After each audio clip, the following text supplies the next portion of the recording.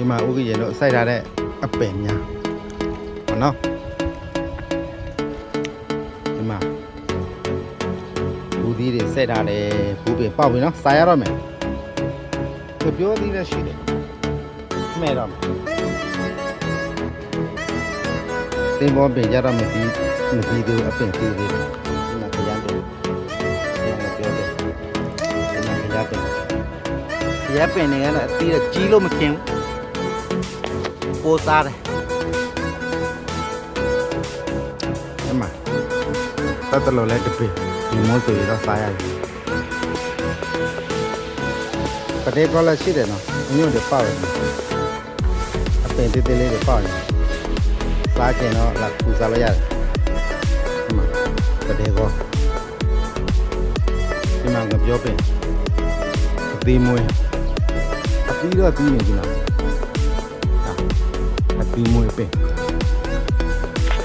အောက်မှာကစိုးရတဲ့စိုက်ရတယ်ဒါတွေကျတော့ဟေးချူရွက်အပင်လို့ခေါ်တယ်နော်ဒီမှာပိုးတွေကစားတာကျန်အရွက်ကြီးပဲစားတယ်ဒီလိုအကိုင်းကိုဒီလိုမချိုးဒီလိုအရွက်တွေစောက်ပြီးတော့ကိုင်းတာစောက်ပြီးတော့စားတာမကောင်းဘူးပေါ့အဲ့လိုမျိုးဆိုအဆုံးပင်လည်းကြည့်အောင်အပင်သေးသေးစားလို့တော့မရတယ်ပိုးစားတော့အညွတ်တွေစားတယ်အညွတ်တွေစားတယ်ပင်သေးသေးလေးအညွတ်တွေစားတယ်ဒီမှာဥပ္ပယစိုက်ရတဲ့စိုက်ခင်းနေနည်းနည်းရှိတယ်လာနော်လာတယ်အမေပိုးတော့စားတယ်မကြည့်ဒီပင်ကပင်စိတ်လို့ခေါ်တယ်ပိုးတယ်အရွက်ပဲစားတယ်မကြည့်အရွက်ပဲစားတယ်ချစ်ပေါ်ပင်လည်းအဲ့လိုပဲချစ်ပေါ်ပင်လည်းအရွက်ပဲစားတယ်ဒီအပင်ကိုမခူးဘူးနော်ဒီကနေဖြတ်ပြီးခူးရမယ်နော်ဒီဖြတ်ပြီးခူးရမယ်မခူးဘူးမစားဘူးအပင်အညွတ်ကိုမစားဘူးဘိုးကောင်တွေကညအရွက်တွေပဲစားတယ်အရွက်တွေစားတော့ဒီကပြန်တက်ရမယ်အကိုင်းတွေကအာမသာဘူးပေါ့ဒါလည်းပိုးပင်စားတာသူ့ကိုင်းပိုးစားတော့ချစ်ပောင်ပင်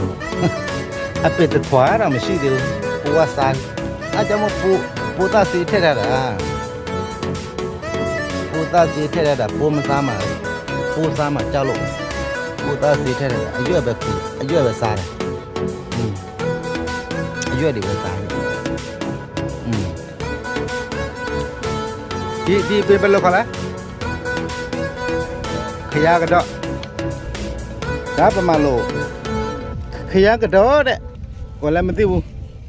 ကတော့ရမှာလားစစ်ခိုးရမှာလားမသိဘူးဒါခရကတော့တဲ့အဒီမထွက်သေးဘူးအဒီကဘယ်လိုပုံမျိုးလဲမသိဘူးဒါခရကတော့တဲ့ပမာလို့နော်အဲ့ဒီငရောက်အပန်ငရောက်လားတော့ခဏရတူများနောက်လာမလားတူများဆိုင်တော့လာကူတာ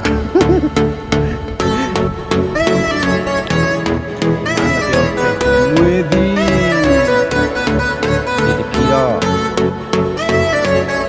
ခဏနေကြာတော့ဆလာလာဆိုစားလို့ရတယ်ဒီ channel မှာလာပြပေးတယ်လေဒီမှာစိုက်ရတယ်အဲ့ဒါပြောပြနေရှိတယ်